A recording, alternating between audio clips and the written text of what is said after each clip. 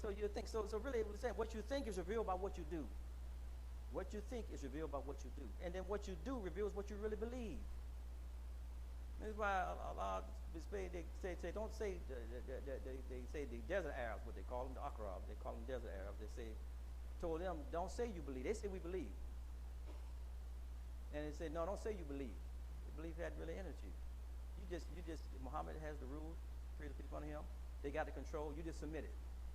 You just submit it. But you don't really believe. And so that tells us that belief and even thought, they're not the same. We can believe the same, but our thinking about it might not be the same. We say that all the time, right? We see people who take the same shahada we take, but some of the things they're doing, that they're thinking about that shahada is not the same as we're thinking about. We see that. It's caused trouble for us. It caused trouble for us here in America and around the world in terms of people look at Islam and they don't see the beauty. It causes trouble. And that's because of the thinking. The belief and thought are not the same.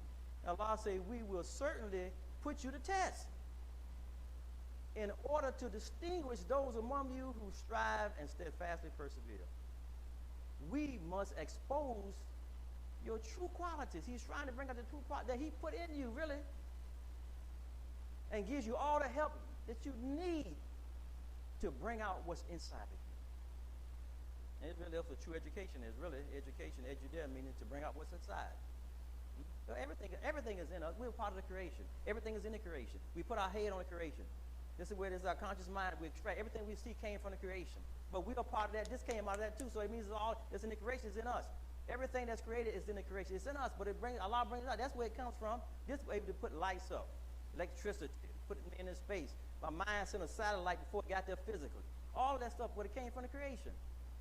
So Allah is trying to bring out what he knows that he put inside. And he says, and among the people, there are those who say we believe in Allah, but now the test comes. They got some challenges, and they have some suffering, and they have some losses, have some afflictions. And then look what Allah says. He said, they treat it. That's what Allah said. They treat it, they make the oppression, this trial, as if it were the wrath of Allah. So Allah is telling you that those things, they're not his wrath. Those things, he said, you treat it as though that now you're receiving a lot, or Allah punishing me.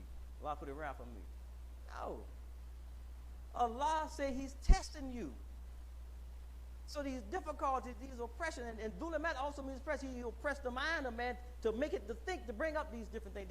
The man is oppressed with thinking, and then Allah calls all these Jews to come out. No, this is the challenge. These are tests. These are tests. And they're in what? They're to make the faith come out, my respected brothers and sisters. To cause you to look inside and to find what Allah put in your very nature. It's right there. We get all the help from Allah. It's to free your life. A lot of people, that's why Muhammad came, sallallahu alaihi wasallam. He came to free us from all forms of slavery and sex. So he to free our life, not just physical bondage, shackles on our thinking, all the other things. He came to free us from that. This is what Allah has given us in the Prophet. So he said these things are to free us, to put us in a good situation, to put us in a good condition, and to help you with the transition. You know where the wrath comes from? The wrath is when you reject faith. Then that's what becomes wrath, when you reject faith. But Allah said, no, don't treat it like that. And we know that nothing challenges a human being more than his own creation. Nothing. And Allah wants to look at our own creation. Man has not failed in the world. A man has not been overcome in the world because of the challenges from the world, but rather because of the challenges from himself or herself, sister. If we can successfully accept and manage the challenge to our life and also our emotional makeup, Allah speaks to that too, the sensitivities that we have, which is one of the things that causes us the most trouble. If we can to make lasting contributions to the betterment of society, the kind that we've seen that came out of Jahiliyyah. Muhammad the Prophet, the first peace upon him, brought them out of darkness into the light, into the light.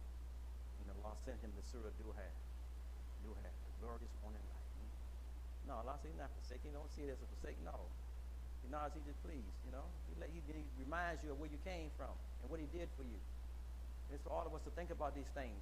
Whatever you experience, remember, go back and remember. Just what Allah said. Go back and remember what I did for you. You was here and I did this. You was going through this and I did this. And now you go through this right here and you think I'm going to forsake you, you're going to leave me, and you're going to lose faith. No. Allah, again, he's always trying to help us. And we know that Allah sets us up with Ramadan before coming to the bigger sacrifice here, and lets us know that anybody who cannot manage their own impulses, this is the Ramadan piece comes to set us up, that they're not ready to make any lasting contributions to society when you begin to bring people together. Because we can't expect sustainment of good, intelligent behavior from that type of person. This is what Allah wants us to see. So we thank Allah for blessing us with this month, great month of Dhul Hijjah.